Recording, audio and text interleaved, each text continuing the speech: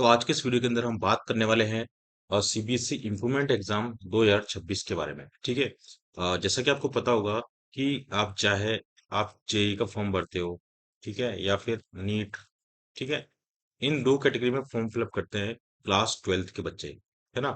तो उनको जेई और नीट में, अगर आपको जेई और नीट के लिए अप्लाई करना है तो उसके अंदर कुछ परसेंटेज क्राइटेरिया होता है। जैसे कि मान के चलिए जैसे जनरल कैटेगरी में जो बिलोंग करता है वो 75% क्राइटेरिया होता है ना। अब क्या हुआ कि आपने एग्जाम दिया 12th बोर्ड का, आपने 12th बोर्ड एग्जाम दिया आपने, है ना।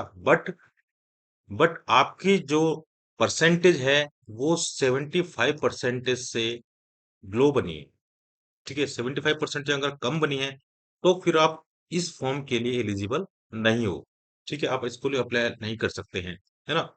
मतलब कि जिन बच्चों ने अभी 2025 में, है ना, 2025 का अभी जो रिजल्ट आया था उसके अंदर अगर वो 75% अगर बना चुके हैं, ठीक है, तो वो तो एलिजिबल है, वो तो आराम से इस फॉर्म को अप्लाई करेंगे। लेकिन जो नहीं है उनको क्या करना है, इसका एलिजिबिलिटी क्राइटेरिया क्या रहता है, इसका फॉर्म डेट कब आएगा, और कितने सब्जेक्ट में आप इम्प्रूवमेंट एग्जाम दे सकते हैं, ये सारी चीजें इस वीडियो के अंदर डिस्कस करेंगे। सो प्लीज चैनल को नहीं तो चैनल को सब्सक्राइब जरूर कर लेना, क्योंकि यहाँ पर सीबीएसई के आपके जो भी सीबीएसई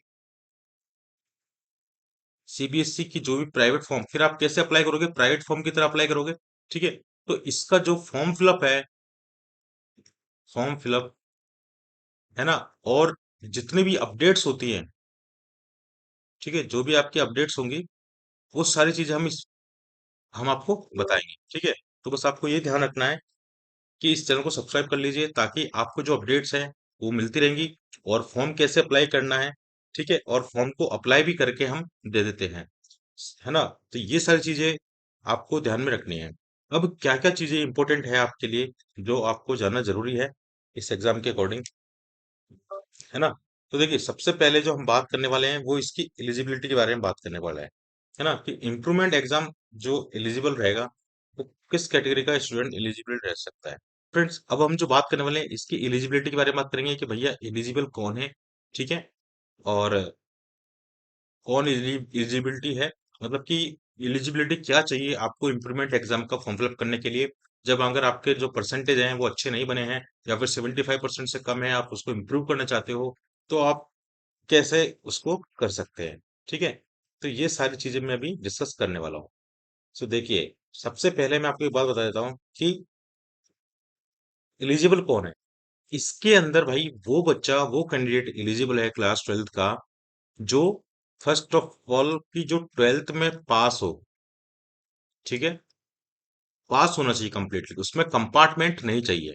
क्या चाहिए, जैसे किसी कंपार्टमेंट है कि वो सोचता है कि मैं इंप्रूवमेंट का फॉर्म भर दूं, तो ये चीज जो है बिल्कुल गलत है। ठीक है, आप क्या होना चाहिए, आप 12th पास होने चाहिए, ठीक है, तो आप इम्प्रूवमेंट के लिए एलिजिबल हो। दूसरी चीज, बच्चों को डाउट है कि सर क्या मैं कितने सब्जेक्ट का, जैसे यहाँ पर है, जैसे कि कितने सब्जेक्ट का आप इम्प्रूवमेंट एग्जाम दे सकते हो। जैसे मान के चलो आपने एक सब्जेक्ट का इम्प्रूवमेंट एग्जाम दिया, तो अगर आपका फिर भी मार्क्स कम पड़ जाएगा, आपने दो सब्जेक्ट का दिया फिर भी कम पड़ रहा है, तो आपको मैं बता दूं, इसके अंदर जो भी फॉर्म आएगा, और फॉर्म कब आएगा भी बताऊंगा अभी, ठीक है, ये फॉर्म अभी आने वाले ही है। अभी जो फॉर्म आएगा तो उसके अंदर आप ऑल सब्जेक्ट का इम्प्रूवमेंट एग्जाम दे सकते हो। ठीक है, मतलब कि ऑल सब्जेक्ट के लिए आप फॉर्म फिलअप कर सकते हो। ठीक है, इसमें कोई दिक्कत आपको नहीं होगी। अब ये फॉर्म है ना, मैं बताता हूँ कब आएगा। ये जो फॉर्म है आपका, ये आपका आएगा आपके 10 सितंबर। ठीक है, 10 सितंबर तक आपका ये फॉर्म है वो 100% आ जाएगा, और इसके अंदर जो आपको टाइम पीरियड मिलेगा, लगभग 1 मंथ का आपको टाइम पीरियड मिलेगा फॉर्म फिलअप करने के लिए, है ना। तो आपको ये चीज मैंने क्लियर कर दी है, आप इम्प्रूवमेंट एग्जाम कितने भी सब्जेक्ट का दे सकते हो। ठीक है, एलिजिबिलिटी क्या रहेगी, 12th पास होना चाहिए। आपका रिजल्ट में जो है, रिजल्ट जो है आपका लिखा हुआ है रिजल्ट, वो कैसा होना चाहिए, पास लिखा होना चाहिए रिजल्ट आपका। ठीक है, और कई बच्चों को एक चीज और नहीं पता, जैसे कि जिनके ट्रिपल एक्स और एक्स लिखा हुआ है, 4 टाइम्स अगर एक्स लिखा हुआ है, तो वो भी एलिजिबल है किसके लिए, इम्प्रूवमेंट एग्जाम देने के लिए। ठीक है, तो ये चीज भी मैंने आपको समझा दी है ना। अब मैं एक चीज आपको और बता देता हूँ कि अब कई बच्चों को इसमें ये डाउट और रहता है कि सर, अगर हमारे, मान के चलो, इम्प्रूवमेंट आपने एग्जाम दिया, आपने इम्प्रूवमेंट एग्जाम दिया, है ना, आपने इम्प्रूवमेंट एग्जाम दे दिया, लेकिन आपके जो मार्क्स हैं जो पहले से भी कम आए हैं, जैसे कि मान के चलो पहले आपके थे 70, आ, जैसे मान के चलो, ठीक है, एग्जाम्पल लेते हैं, जैसे कि मान के चलो आपके 75 मार्क्स पहले थे, है ना, अब आपने अगर इम्प्रूवमेंट दिया, तो अब आपके जो मार्क्स है वो हो गए 65, 66 हो गए, चलो ठीक है, 66 मार्क्स हो गए। तो अब तो अब आपको ये सोच, अब कई बच्चे टेंशन लेते हैं कि अब ये जो हमने अभी एग्जाम दिया वही कंसिडर किया जाएगा 66, या कौन सा वाला कंसिडर किया जाएगा, ठीक है।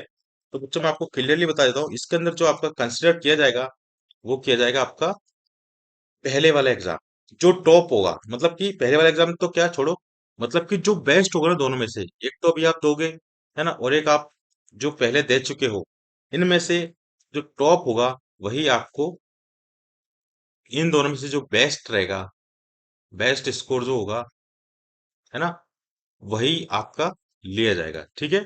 ऐसे नहीं कि आपके अब इस बार 66 आ गए, पहले फिर भी 75 थे, तो ऐसा नहीं कि 66 ही कंसिडर किया जाएगा, नहीं, वो आपका फिर 75 कंसिडर किया जाएगा। अगर अगर सपोज करो आपने एग्जाम दिया 75, और अब अगर आप मार्क्स आ गए आपके 90, ठीक है, 90 मार्क्स आ गए, तो अब इन दोनों में से कौन सा कंसिडर होगा, जो बेस्ट है, बेस्ट कौन सा, 90, तो इस बार आपका जो है 90 मार्क्स जो है आपके ऐड हो जाएंगे, ठीक है। और इम्प्रूवमेंट की जो मार्कशीट है वो कैसी आती है बता देता हूँ आपको। इम्प्रूवमेंट की मार्कशीट जो है अलग से बन के आएगी, जैसे कि कई बच्चे है ना, जैसे मान के चलो किसी ने मैथ में दिया, जैसे मैथ्स में दिया, और किसी ने फिजिक्स में दिया, किसी ने केमिस्ट्री में दिया, केवल किसी ने केवल इन 3 सब्जेक्ट में दिया है, तो इसमें 3 सब्जेक्ट की मार्क्स मिलेगी आपको, ठीक है। किसी ने ऑल सब्जेक्ट में दे दिया है इम्प्रूवमेंट एग्जाम, तो फिर आपको पूरी एक ऑल सब्जेक्ट की मार्क्सिट मिलेगी, वो अलग से एक मार्क्सिट आपको प्रोवाइड कराई जाएगी, ठीक है। इम्प्रूवमेंट की अलग से मार्क्सिट आती है, अगर आपने एक सब्जेक्ट में दिया है तो एक सब्जेक्ट की मार्क्सिट बनेगी, दो का दिया तो दो की बनेगी, और ऑल दिया तो ऑल सब्जेक्ट की आपकी मार्क्सिट बनेगी, है ना। ये चीज है एकदम क्लियर, ठीक है। अब इस चैनल को आप सब्सक्राइब कर जरूर कर लेना, ताकि आपको सीबीएसई की जो भी रिलेटेड अपडेट्स होंगे, जैसे फॉर्म आएगा मैं आपको तुरंत बता दूंगा, और आप मुझसे ये फॉर्म फिलअप भी करवा सकते हैं, ठीक है। तो मेरे इस चैनल को सब्सक्राइब कर लीजिए, जैसे ही फॉर्म आएगा मैं आपको बता दूंगा, आपको उस नंबर पर कांटेक्ट कर कर आप मुझसे अपना फॉर्म फिलअप भी करवा सकते हैं, ठीक है दोस्तों। सो आई होप आपको ये चीजें एकदम क्लियर होगी। अगर फिर भी कोई डाउट रहता है तो प्लीज कमेंट कर दीजिए, मैं आपको 100% उसका रिप्लाई जरूर करूंगा।